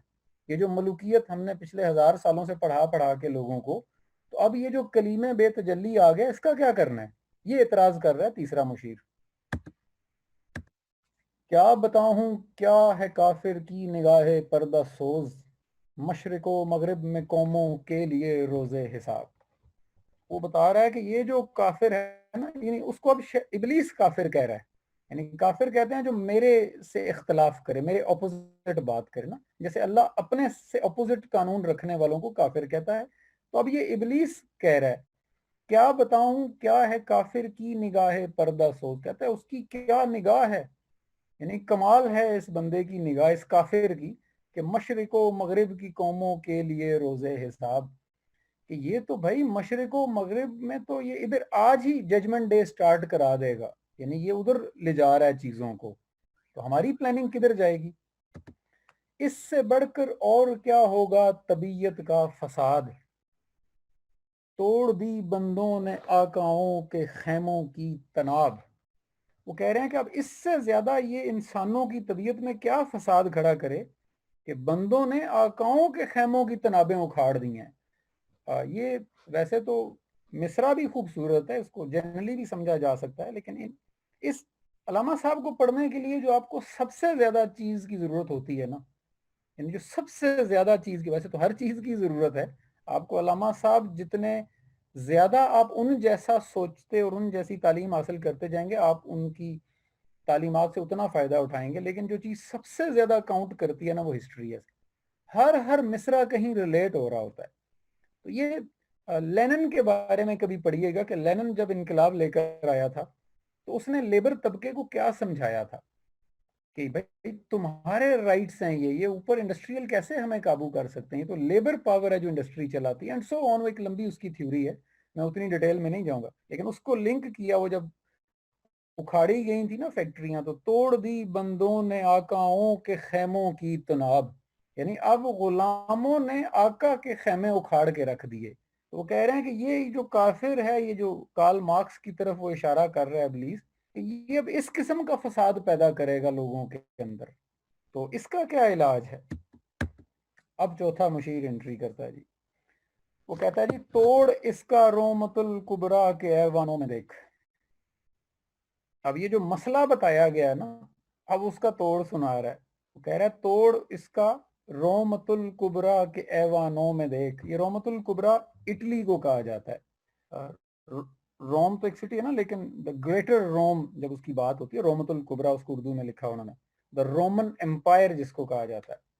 तोड़ इसका रोमतुल कुबरा के ऐवानों में देख। वो कहता है जाओ जरा देखो इस वक्त इटली में मैंने क्या गेम शुरू किया। ये चौथे मुशीर ने अपनी प्लानिंग बताई है इस कार्ल मार्क्स थ्योरी के अगेंस्ट। आले सीजर को दिखाया हमने फिर सीजर का ख्वाब। सीजर, अब फिर वही बात है, हिस्ट्री हर मिसरे के अंदर हिस्ट्री है। सीजर बहुत बड़ा रोमन एम्पायर का बादशाह। Scissor is a generic name of a king, like you से कैसर इन अरेबिक। आप शहनशाह कहते हैं, या फिरौन कहा जाता था इब्रानी जबान में। ये किसी का नाम नहीं होता, ये डेजिग्नेशन होती है। तो scissor king of Roman empire को कहा जाता था। तो अब वो जो रोमन एम्पायर के किंग की नस्ल चलती चलती जो 19th सेंचुरी का एंड हुआ है ना, तो वो कह रहा है कि ये जो कार्ल मार्क्स जो मर्जी लोगों को सिखाता रहे, हम क्या कर रहे हैं, आले सीजर को दिखाया हमने फिर सीजर का ख्वाब। कि हमने इटली को बता दिया है कि जाओ भाई, तुम तो सीजर की औलाद हो, तुम्हें तो पूरे यूरोप, इधर से अफ्रीका का पोर्शन, उधर से एशिया के पोर्शन पे भी कब्जा करना है, जैसे सीजर के दौर में हुई करती थी तुम्हारी सल्तनत। तो एक नई मलुकियत हम खड़े करने की तरफ चल पड़े हैं, और मलुकियत सारे कार्ल मार्क्स को ओवरराइड कर जाएगी। कैसे, कौन बहरे रूम की मौजों से है लिपटा हुआ। वो अब जवाब दे रहा है ना चौथा मुशीर, कौन बहरे रूम की, कहता है ये जो बहरे रूम है, ये जो समुंदर है, इसमें फॉर योर इंफॉर्मेशन बता रहा हूँ, इन्होंने रोमियो ने एक बहुत बड़ा बहुत बड़ी शिप तैयार की थी अपनी सारी जो पुरानी इनकी सल्तनत के अंदर कंट्रीज उनको वापस गेन करने के लिए। तो वो जो बहरी बेड़ा तैयार किया गया था उसको कह रहे हैं कि कौन बहरे रोम की मौजों से है लिपटा हुआ, यानी इतना बड़ा वो बहरी बेड़ा था कि वो मौजों से लिपटा हुआ खड़ा है। फिर फारसी पे आगे, गाह बालद चूं सनोबर गाह नालद चूं रुबाब, यानी वो अब वो इस अपनी जो तमहीद बांधी है उसको फारसी मिसरा में उसको कंक्लूड कर रहा है वो चौथा मुशीर। कैसे, गाह बालद चू सनोबर, कहते जैसे सनोबर का दरख्त फैल जाता है या जैसे रबाब बाजरा और इंसान को मशहूर कर देता है, ऐसे अब मैंने रोमियो को इस चक्कर में डाल दिया है कि आले सीजर हो तुम और तुमने सीजर बनना है, ये वो बता रहा है। अब पांचवा मुशीर, यानी अभी तक मैं थोड़ा सा इधर रुकता हूँ जस्ट टू सम अप, क्योंकि चीज़ें बदलती जा रही हैं। अभी तक का फ्लो चेक करिएगा। इब्लीस ने पहले अपनी तारीफ की, फिर उसने पूरी दुनिया पर अपना कंट्रोल बताया कि मैं कैसे चला रहा हूँ। उसके बाद इब्लीस का मुशीर आता है, वो भी अपने गुरु की तारीफ करता है और वो बताता है कि मैं क्या क्या कर रहा हूँ। यानी पहले मुशीर के पास जो चीज़ें थी वो उसने बताई, फिर दूसरे मुशीर ने, तीसरे ने और चौथे ने, और हमने देखा ये एक दूसरे की थ्योरीज के ऊपर एतराज़ात भी कर रहे हैं, इनकी प्लानिंग्स चल रही हैं और उसका तोड़ भी लेकर बैठे हुए हैं कि अगर ऐसा हो गया तो हम ये करेंगे और ऐसा ना हो गया तो हम ये करेंगे। अब आता है पांचवा मुशीर और वो भी वहीं से शुरू करता है अपने गुरु की तारीफ से कि ए तेरे सोजे नफस से कार आलम उस तवार, कहता है ये जो तूने आग जला रखी है ना तेरी सोच ने, इससे दुनिया के काम चल रहे हैं असल में। तूने जब चाहा किया हर पर्दगी को आश्कार, वो जब तू चाहता है जो मर्जी पर्दा हटा के उसके पीछे अपने छुपे हुए सीक्रेट को सामने ले आता है। यानी ये तारीफ कर है, आबो गिल तेरी हरारत से जहान सोजो साज। तो आबो गिल ये वही चार अनासिर की बात होगी कि खुश्की हो या तरी हो, ये तेरी दी हुई हीट से ही असल में ये चल रही हैं सारे अनासिर ना, वो बता रहा है। अब लए जन्नत तेरी तालीम से दानाए कार, हाँ ये थोड़ा खतरनाक मिसरा है। अब लए जन्नत यानी वो बेवकूफ जो जन्नत के ख्वाब देखता है। इसकी एक सेंस ये है, इसकी दो सेंसेस हैं, मैं दोनों बता देता हूँ। एक सेंस ये है कि वो बेवकूफ जिसको जन्नत का ख्वाब, यानी वो बड़ा सियाना था। इमेजिन करें, तेरी तालीम से दानाए कार, अभी अबले जन्नत को छोड़ दें, इस मिसरे को पढ़ें, तेरी तालीम से दानाए कार अबले जन्नत बन गया। ये इस तरह उर्दू में नसर में लिखा जाएगा, लेकिन चूंकि शायरी में उसको वजन देना होता है तो वो कहा यह जा रहा है कि तूने जो तालीम दी है ना अपने गुरु को, कह रहा है उससे बड़ा सियाना बंदा भी, अच्छा खासा दाना आदमी भी अबले जन्नत बन के रह गया है। वो जन्नत के चक्रों में पड़ा हो, मैं ये करूंगा इतनी टोकरियां सवाब की, ये करूंगा ये होगा, ये करूंगा ये होगा। तो कह रहा है कि अब ये हालत हो चुकी हुई है इनकी। ये तो तारीफ थी, मैं इसलिए इसको कोई गुजारूं, प्लानिंग पे पहुंचते हैं, अभी भी तारीफ चल रही है। वो कहता है तुझसे बढ़कर फितरत आदम का वो महरम नहीं, यानी आदम की इंसानियत के मिजाज और फितरत को तुमसे बेहतर नहीं समझ सकता वो। कौन? सादा दिल बंदों में जो मशहूर है परवरदिगार, ये बेचारी अवाम जिसको अपना रब समझती है ना, या अल्लाह समझती है इन अदर वर्ड्स, वो यानी चेला अपने गुरु की तारीफ कर रहा है ना कि जैसे तू इंसानों के मिजाज को समझा है ना, ये अल्लाह कहाँ समझ सकता है इनके मिजाजों को, ये तो सादा दिल बंदे समझते हैं कि हमारा परवरदिगार है। असल में तो तू फितरत आदम के सीक्रेट को समझता है। काम था जिनका फकत तकदीस व तस्बीहो तवाफ, तेरी गैरत से अब तक सर निगुओं शमसार।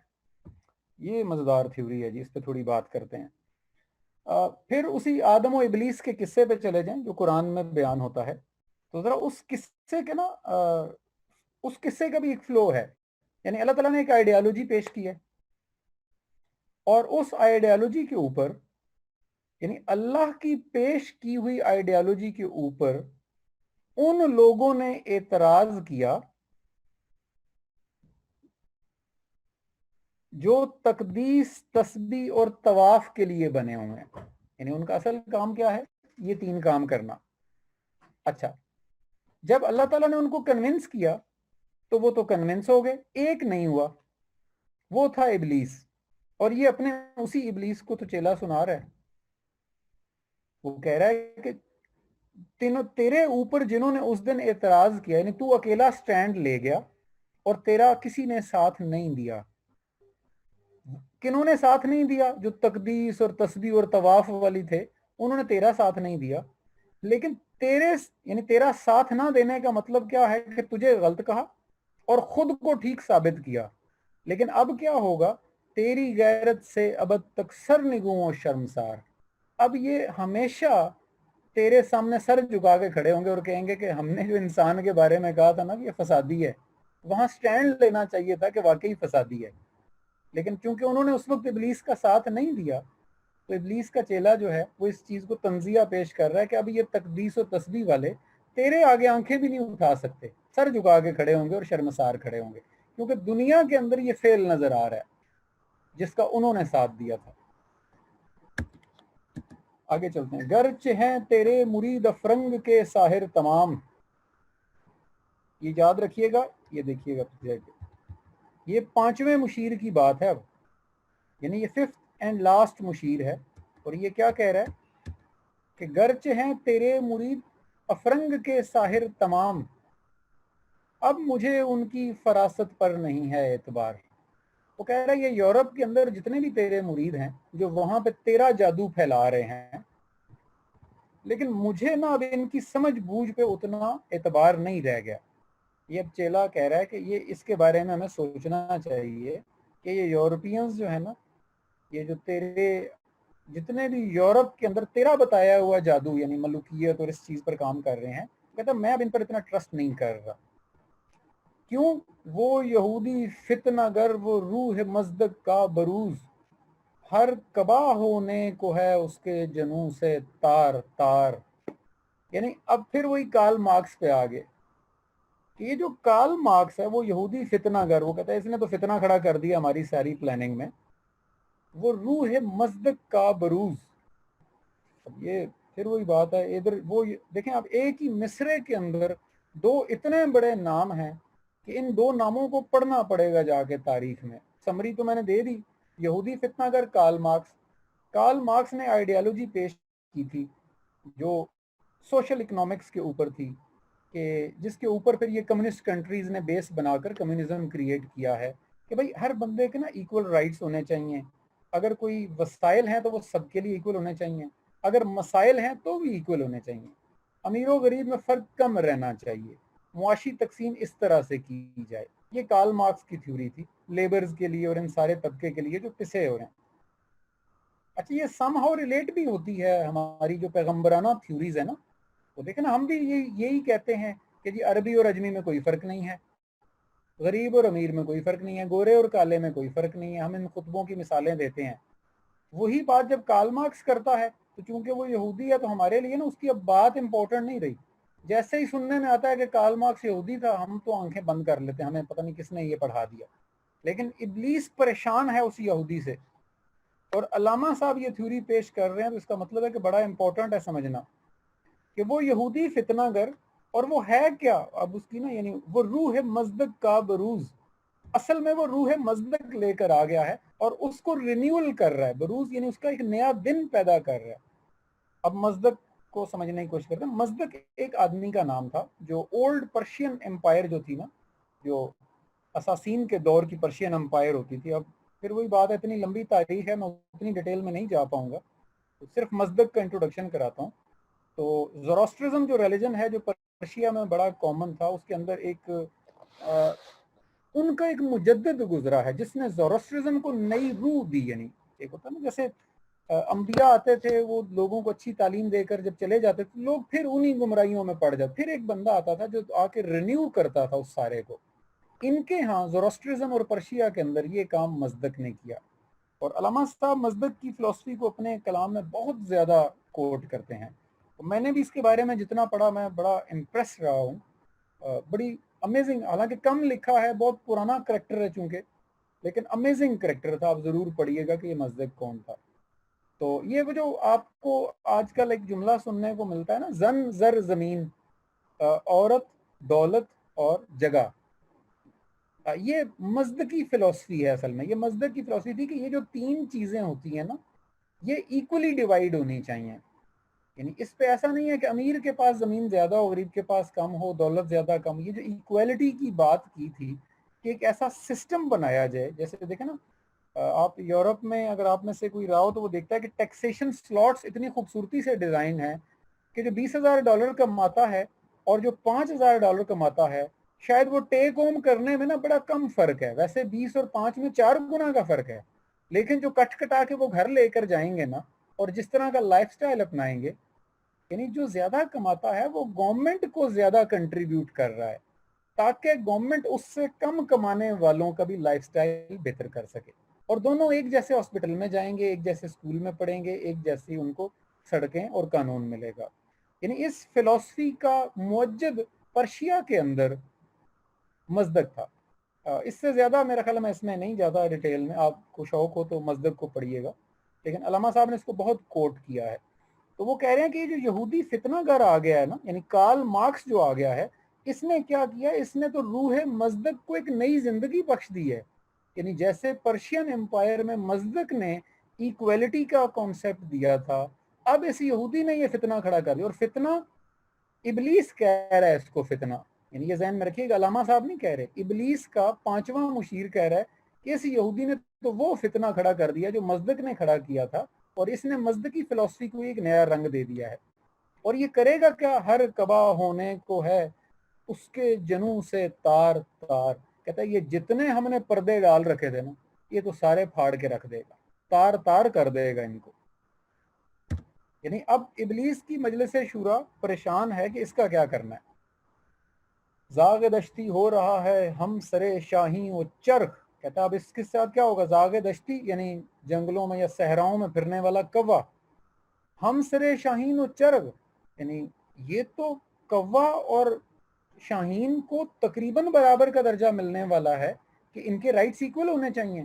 کتنی صورت سے بدلتا ہے مزاج روزگار. کہہ رہے ہیں کتنی سپیڈ سے اب یہ روزگار اور مالی معاملات کو چینج کی طرف لے جا رہے ہیں. یہ چھا گئی آشفتہ ہو کر وسعت افلاک پر، جس کو نادانی سے ہم سمجھے تھے ایک مشتے غبار. وہ کہتے ہیں ہم تو سمجھتے تھے کہ یہ ایک ہاتھ میں جتنی ریت آتی ہے نا یہ اتنی کیا ہے یہ تھیوری، لیکن یہ تو چھا گئی آشفتہ. یعنی آشفتہ پاگل پن کی حد تک کو کہتے ہیں. چھا گئی آشفتہ ہو کر وسعت افلاک پر، یہ تو پورے افلاک پر پاگلوں کی طرح چھا گئی ہے، ہم تو اس کو ایک مٹھی ریت سمجھے تھے. یعنی اب ابلیس کے سامنے جو سب سے بڑا پرابلم کھڑا ہوا ہے کہ ملوکیت ایکویلٹی کو ختم کرتی ہے، اور اب کارل مارکس نے آ کے ملوکیت کا خاتمہ شروع کر دیا. تو اس ایجنڈا پہ بات شروع ہو گئی ہے اس میٹنگ کے اندر. فتنہ فردا کی ہیبت کا یہ عالم ہے کہ آج کانپتے ہیں کوہ سارو مرغزارو جوئے بار. یعنی اب یہ جو کل ہونے والا ایک ہنگامہ اس کا تو خوف آج سے یہ طاری ہو گیا ہے. یعنی یہ اب ابلیس کا چیلا اس کی امپورٹنس بتا رہا ہے کہ اب تو پہاڑ اور جنگل اور دریا تک کانپ رہے ہیں اس فتنے کی ہیبت سے اب جو آگے آئے گا. یعنی اتنے خوف زدہ ہیں یہ میٹنگ میں لوگ، ابلیس کی میٹنگ میں، کہ یہ تو بہت برا کام ہونے لگا ہے ہماری پلاننگ کے خلاف. میرے آقا وہ جہاں زیر و زبر ہونے کو ہے، جس جہاں کا ہے فقط تیری سیادت پر مدار. کہتا ہے یہ جو اتنے عرصے سے ہم نے ایک جہان کریٹ کیا تھا یہ تو الٹ پلٹ ہونے والا ہے سارا. اب تو یہ جہان جو ہے یہ صرف تیرا ویژن یا تیری سوچ ہی بچا سکتی ہے اور کوئی حل نہیں. تو یہاں 5ویں مشیر نے اپنے ایجنڈا کو کلوز کیا، اور اس نے بھی کارل مارکس اور مزدق فارس کی جو فلسفی تھی اس کو ریلیٹ کر کے بتایا کہ بھائی اب تو یہ مسئلہ ہونے لگا ہے جو ہمارے ملوکی نظام کو تباہ کر دے گا. اب ابلیس جو ہے وہ اپنے مشیروں کو بتاتا ہے کہ اب میں کیا سوچ رہا ہوں. وہ کہتا ہے میرے دستے تصرف میں جہان رنگ و بو. یہ آپ سوچیں کہ دنیا کا سب سے بڑا لاؤڈ سپیکر ہے اس کے ہاتھ میں، اور وہ ایسی آواز سے بول رہا ہے کہ وہ پوری کائنات میں گونج رہی ہے. یہ وہ قافیہ استعمال کیا علامہ صاحب نے. ہے میرے دستے تصرف میں جہان رنگ و بو، کیا زمین کیا مہر و ماں کیا آسمان تو بتو. وہ کہتا ہے بھائی میرے ہاتھ میں ہے یہ سارا کنٹرول، یہ جتنی کائنات تمہیں نظر آتی ہے نا یہ میرے ہاتھ میں ہے، چاہے زمین ہے، چاہے آسمان اور ستارے ہیں، چاہے یہ جو تمہیں نظر آ رہا ہے یا نہیں نظر آ رہا، یہ سب میرے کنٹرول میں ہے. وہ اپنے مشیروں کو یعنی تسلی دلا رہا ہے. دیکھ لیں گے اپنی آنکھوں سے تماشا غرب و شرق، میں نے جب گرما دیا اقوام یورپ کا لہو. آپ حیران ہوں گے کہ 1917 میں بتایا جا رہا ہے کہ جب اقوام یورپ کا جب میں لہو گرماؤں گا نا تو جو تماشا ہوگا، وہ جو 4 سے 5 ملین افراد دنوں میں قتل ہوئے تھے سیکنڈ ورلڈ وار کے اندر، یہ ویژن علامہ صاحب 1917 میں دے رہے ہیں لوگوں کو کہ جس دن یورپ کی قوموں کا میں لہو گرما دوں گا تم دیکھو گے کہ مشرق و مغرب میں کیا تماشا ہوتا ہے. اور یہ ابلیس اپنے چیلوں کو تسلی دے رہا ہے کہ پریشانی کی ضرورت نہیں ہے. کیا امامان سیاست کیا کلیسا کے شیوخ، سب کو دیوانہ بنا سکتی ہے میری ایک روح. وہ کہتا ہے میں ایک پھونک ماروں گا بس، اور یہ سیاست کے بڑے سے بڑے امام اور کلیسا کے بڑے سے بڑے شیخ یہ سب پاگل ہو جائیں گے میری ایک ہو کے پیچھے. یعنی وہ اپنا کنٹرول بتا رہا ہے ان کی سائیکیز کے اوپر. دست فطرت نے کیا ہے جن گریبانوں کو چاک، مزد کی منطق کی سوزن سے نہیں ہوتے رفو. وہ دست فطرت، یہ اب تھوڑی سی فلسفی ہے، اس کو میں ایکسپلین کرنے کی کوشش کرتا ہوں. یعنی انسان کی فطرت ہے، یعنی یہ انسان کے مزاج میں ہے کہ آپ جتنی بھی ایکویلٹی کریٹ کر لیں نا، آپ ایک سسٹم لے آتے ہیں کہ جناب سب کے حقوق برابر ہوں. یعنی رسول اللہ نے بھی اپنے دور میں یہی سسٹم دیا، انبیاء بھی یہی دیتے رہے، لیکن کچھ چیزیں فطری طور پر ہی زیادہ ہیں، اسی کو وہ یعنی ابلیس ٹارگٹ کر رہا ہے کہ دست فطرت نے کیا ہے جن گریبانوں کو. جب فطرت نے ایک چیز زیادہ رکھ دی ہے، دیکھیں آپ جینڈر ایکویلٹی پہ کام کر لیں، آپ کمیونٹی ایکویلٹی پہ کام کر لیں، آپ ساری ایکویلٹیز پہ کام کر لیں، مجھے بتائیں ایک بچہ دوسرے بچے سے زیادہ قد میں لمبا ہے، سیم ایج میں، ایک عورت دوسری عورت سے زیادہ حسین ہے، سیم علاقے کی رہنے والی ہیں، تو کسی کا حسن میں زیادہ ہو جانا، کسی کا قد میں زیادہ ہو جانا، کسی کا دماغی صلاحیت میں زیادہ ہو جانا، سوچنے سمجھنے کی یعنی یہ فطرت کے اندر ایسی چیزیں ہیں ابلیس بتا رہا ہے جہاں یہ آلریڈی گریبان چاک ہے، یعنی لوپ ہول موجود ہے، میں اس کو یوز کروں گا. تو یہ جو مزدک کہتا تھا نا کہ سب ایکول کر دو زنجر زمین، وہ کہتا ہے مزدک کی یعنی اس کا سوئی دھاگا لے کے نا آپ یہ جو فطرت کے اندر خلا رہ گیا اس کو سی نہیں سکتے. اس کو شاعری کی زبان میں علامہ صاحب کہہ رہے ہیں دست فطرت نے کیا ہے جن گریبانوں کو چاک، یعنی فطرت کے اندر ہی ایک چیز کم اور زیادہ جب رکھ دی گئی ہے، مزد کی منطق کی سوزن سے نہیں ہوتے رفو. اب مزدک بھی اس کی لاجک لے آئے نا آپ، اور اس کے سوئی دھاگے سے بھی اس کو سیتے رہیں تو یہ رفو نہیں ہو سکتا. اب یہ گیپ ہے اگر مجھ کو کوئی خطر تو اس امت سے ہے جس کی خاکستر میں ہے اب تک شرار آرزو. ابلیس کہہ رہا ہے یہ مزدک، یہ کارل مارکس، یہ یورپ، یہ افرنگ، یہ جتنی باتیں اس جملے سے پہلے ہوئی ہیں نا، اس نے اس جملے پہ اس کو اینڈ کر دیا ہے. وہ کہہ رہا ہے بھائی مجھے ان سے کوئی پرابلم ہی نہیں ہے، کیونکہ اس کا تو اس نے حل بتا دیا کہ یہ جو فطرت کے اندر ہی جو بیلنس ہے میں اس کو یوز کروں گا پھر ان ایکویلٹی کریٹ کرنے کے لیے نا. تو یہ چیپٹر تو ہو گیا کلوز. اب یعنی جو چیلوں کے مسائل اور اعتراضات تھے وہ تو سارے اس نے کر دیے کلوز، لیکن اب جو گرو مسئلہ پیش کرنے لگا ہے وہ کہہ رہا ہے اصل مسئلہ یہ ہے. وہ کیا ہے اگر مجھ کو خطر کوئی تو اس امت سے ہے، یعنی مجھے جو اگر کوئی خطرہ لاحق ہے تو وہ اس امت سے ہے. کون سی؟ جس کی جڑوں کی خاکستر یعنی جس کی بنیاد کے اندر ول پاور ہوتی ہے، جو اپنے اندر ول پیدا کر لیتی ہے کہ میں کچھ کر سکتا ہوں. یہ ول جن کے اندر پیدا ہو جاتی ہے نا، اصل خطرہ وہ لوگ ہیں، وہ امت ہے، وہ گروہ ہیں. خال خال اس قوم میں اب تک نظر آتے ہیں وہ، بہت کم ابھی لوگ نظر آ رہے ہیں مجھے اس امت میں.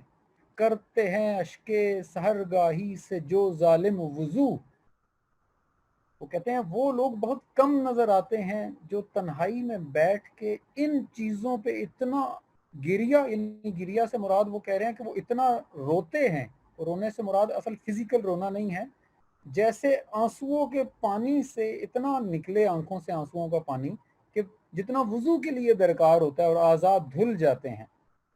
یعنی جب یہ اس غم میں اتنے، اگر ان کے اندر ول پاور جاگ گئی اور انہوں نے اس پر اتنا سوچنا شروع کر دیا اپنی تنہائیوں میں بیٹھ کر، تو یہ اس سے مجھے پرابلم ضرور ہے. ابھی اس کو وہ اور بریف کرتا ہے. جانتا ہوں جس پہ روشن باطن ایام ہے، مزدکیت فتنہ فردا نہیں اسلام ہے. یہ دیکھیں، وہ کہتا ہے جانتا ہے.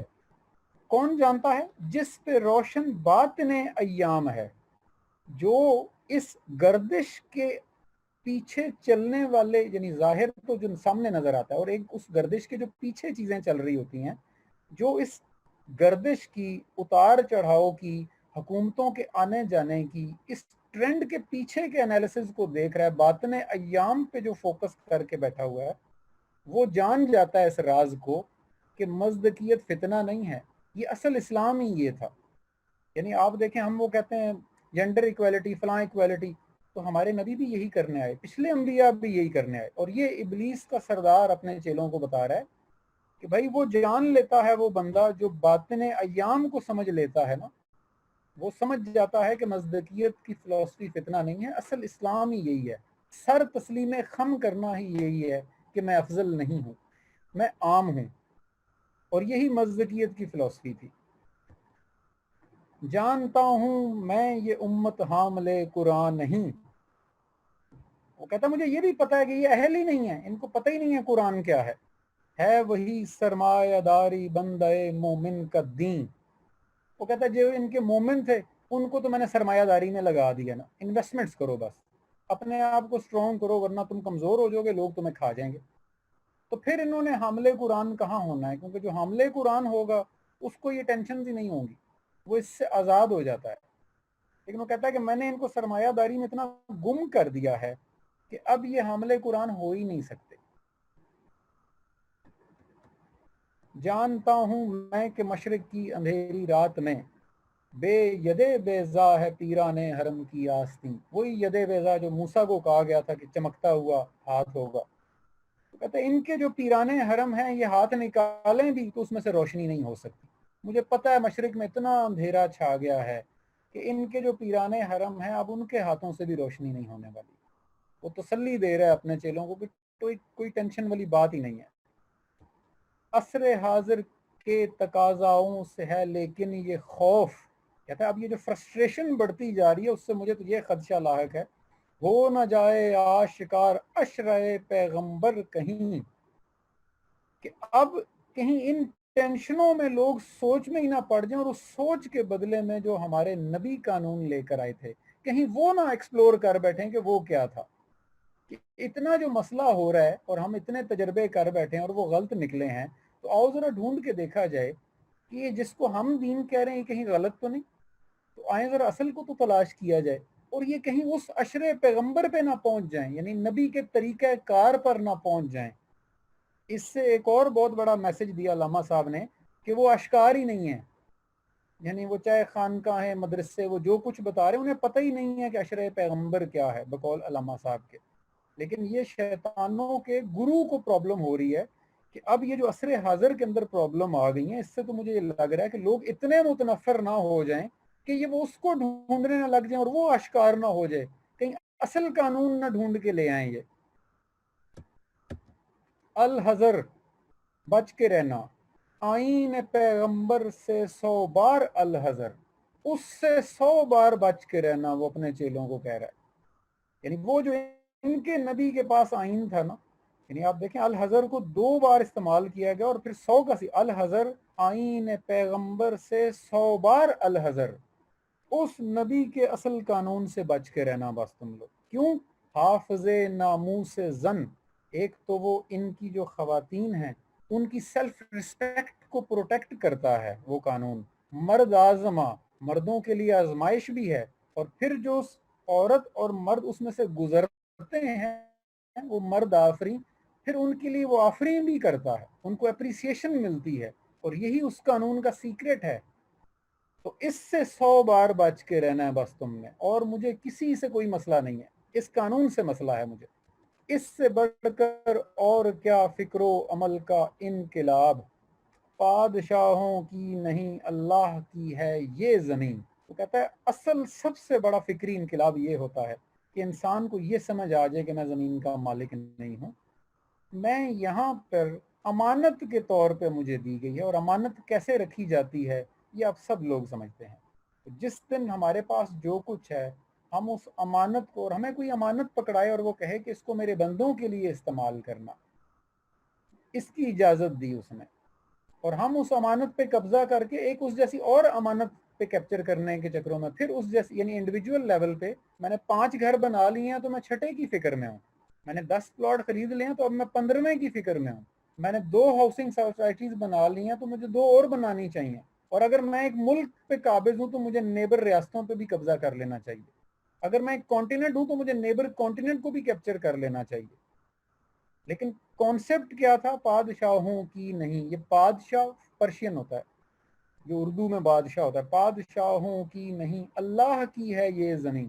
بھائی واللہ ملک السماوات والارض، اللہ ہی مالک ہے سماوات والارض کا، اس سے لنک کرو۔ تو ابلیس کہہ رہا ہے کہ ان کی فکر و عمل میں جس دن یہ انقلاب آ گیا نا، اور یہ آئین پیغمبر سکھائے گا ان کو، اس لیے بس اس سے بچ کے رہنا ہے تم نے۔ چشم عالم سے رہے پوشیدہ یہ آئین تو خوب، بس یہ اگر بچا رہا نا تو کمال ہو جائے گا۔ یہ غنیمت ہے کہ خود مومن ہے محروم ہے یقین۔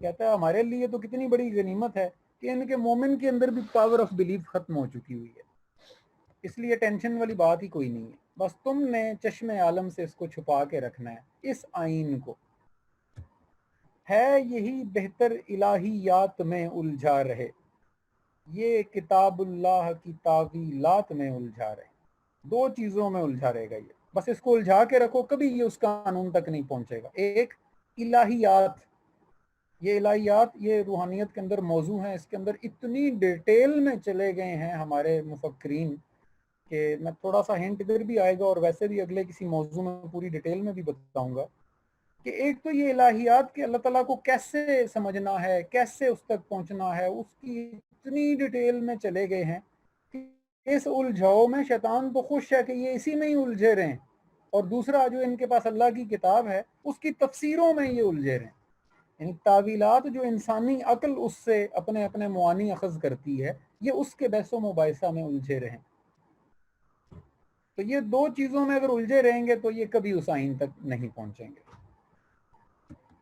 آنے والے سے مسیح ناصری مقصود ہے،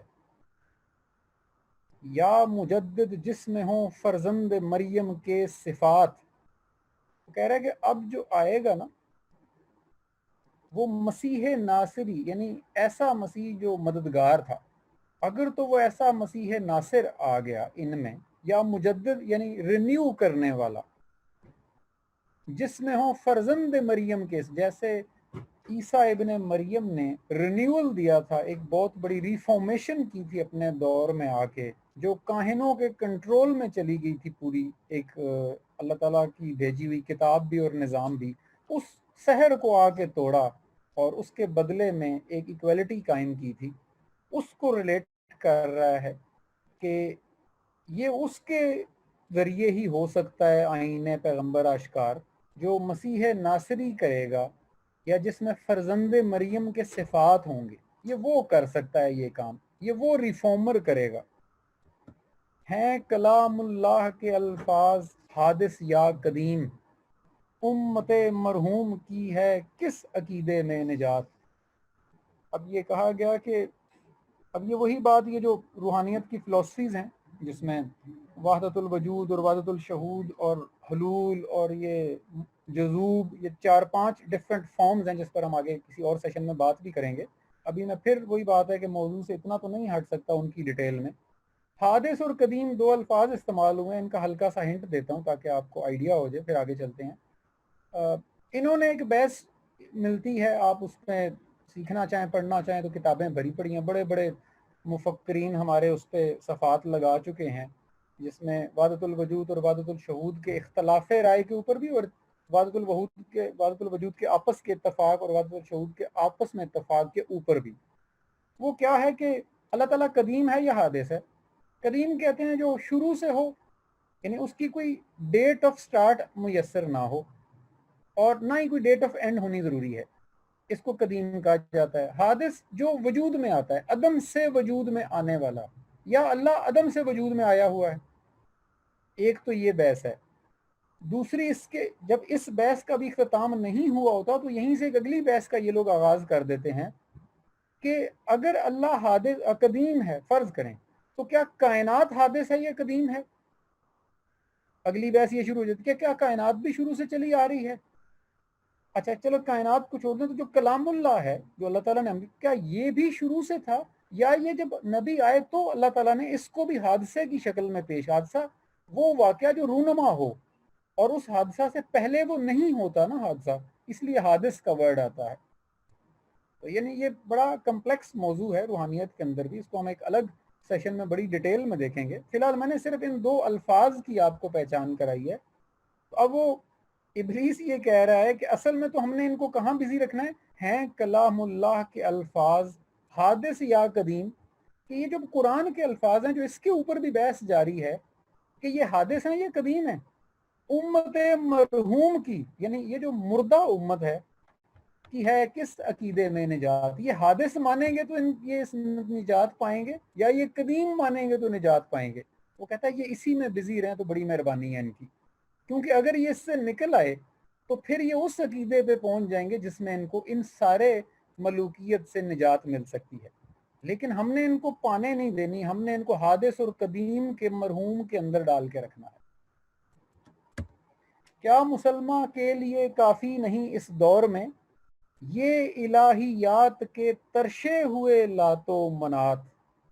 لات اور منات آپ کو پتا ہے دو بڑے بت تھے نا، یہ پچھلی جو سلائیڈ پہ آپ نے دیکھا نا، حادث ہیں یہ قدیم، یعنی قرآن کے الفاظ بھی حادث ہیں یہ قدیم۔ وہ کہہ رہے ہیں کہ یہ الہیات کے دو بت ہیں نا، یعنی ایک بت کو ثابت کرنے پہ لگا ہوا ہے کہ لات ہے، دوسرا منات ثابت کرنے پہ لگا ہوا ہے۔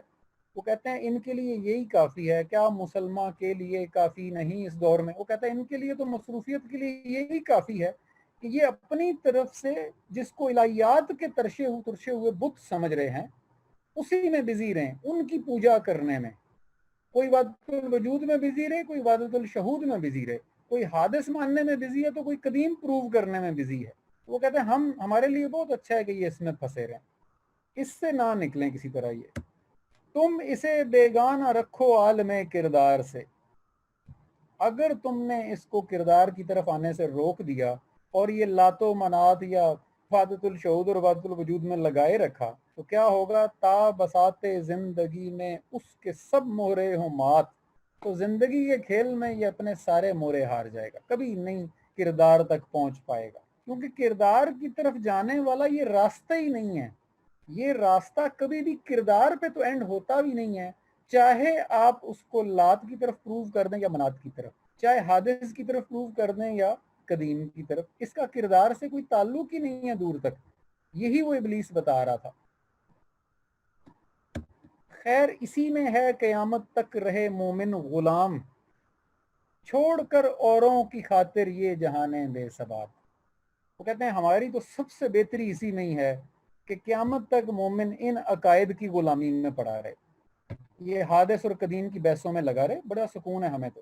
چھوڑ کر اوروں کی خاطر، یعنی دوسروں کی بتائی ہوئی باتوں اور تصورات کی خاطر یہ اس جہان کو چھوڑ بیٹھے جو اصل پریکٹیکل ورلڈ تھی، جہان بے ثبات۔ وہ کہتا ہے اس جہان پہ تو یہ فوکس ہی نہ کرے کہ اس کے ساتھ ہو کیا رہا ہے، یہ کیوں اس حال میں پہنچ گیا ہے کہ یہ دنیا کی چور ترین قوم بن گیا اس وقت دنیا میں، لیکن اس پر یہ نہ سوچے، یہ اسی میں بزی رہے کہ حادث ہیں یا قدیم ہیں۔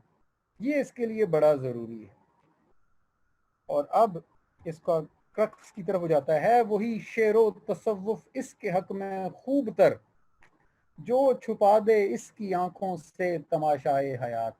کہتا ہے وہ پوئٹری اور وہ تصوف کی شکل اس کے لیے بہت ہی اچھی ہے جو اس کو اتنا گم کر دے کہ یہ اس وقت کا جو اس دور کے جو پرابلمز اور ویژن اور سائنس ہے، یہ اس سے تو اس کی آنکھوں میں وہ آ ہی نہیں رہی نا، اس طرف تو اس کا فوکس ہی نہ ہو، جو چھپا دے اس کی آنکھوں سے تماشائے حیات، کہ زندگی کی جو اصل چہل پہل ہے اس طرف تو اس کا فوکس ہی نہیں ہے۔ یہ ایسے شعر اور تصوف میں گم رہے تو ہمارے لیے بڑی آسانی ہے، خوب تر، یعنی اس سے اچھا کیا ہو سکتا ہے کہ یہ اسی شعر و تصوف میں گم ہو جائے۔ ہر نفس ڈرتا ہوں اس امت کی بیداری سے میں، اب ابلیس، سردار ابلیس کہہ رہا ہے کہ میں ہر لمحہ ڈر رہا ہوں اس گروہ کے جاگنے سے، ہے حقیقت جس کے دین کی احتساب کائنات، یعنی جس کا ریلیجن ہی یہ ہوگا کہ وہ کائنات کی ہر چیز کو میئر کرنا شروع کر دے۔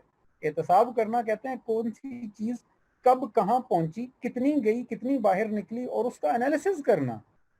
جو اللہ تعالیٰ کہتے ہیں نا، رات اور دن کے آنے جانے میں ہم نے نشانیاں رکھی ہیں ان کو جن کے اندر عقل ہے، تو یہ احتساب کرنا تھا نا چاند اور سورج کا اور ساری چیزوں کا، ساری سائنس کا۔ تو یہ اس احتساب کائنات میں ان کے اندر، ان کے دین کے اندر تو اصل میں ہے ہی احتساب کائنات، تو میں ڈر رہا ہوں کہ کہیں یہ اس چکر میں نہ پڑ جائیں، صرف ان چیزوں سے مجھے خوف ہے۔ لیکن اس کا حل کیا ہے؟ آخری شعر جی، مست رکھو ذکر و فکر صبح گاہی میں اسے، پختہ تر کر دو مزاج خانقاہی میں اسے۔ اپنے سارے چیلوں کو فائنل میسج دے رہا ہے کہ ان کو احتساب کائنات سے روکنا ہے نا، تو صبح کتنے بجے اٹھنا ہے، کتنی رکعتیں پڑھنی ہے، ذکر کون سا کرنا ہے، اس کی فکر میں لگا دو۔ مست رکھو ذکر و فکر صبح گاہی میں اسے، ذکر کون سا ہے اور فکر صبح گاہی کہ کتنے بجے اٹھنا ہے، کتنے بجے سونا ہے، اس چکر میں مست رکھو ذکر و فکر صبح گاہی میں اسے، پختہ تر کر دو، اس کو اتنا پکا کر دو مزاج خانقاہی میں سے، اسے ان صوفیہ اور اس خانقاہی نظام کے اتنا پیچھے لگا دو کہ یہ کبھی خود احتسابی اور کائنات کی احتسابی کی طرف جا ہی نہ سکے۔ یہاں پہ آ کے ابلیس اپنا فائنل آرگومنٹ دیتا ہے کہ ذکر و فکر صبح گاہی اور مزاج خانقاہی اس امت کو احتساب کائنات کرنے کی طرف نہیں لا سکتا۔ اللہ تعالی ہمیں سمجھنے کی اور عمل کرنے کی توفیق دے۔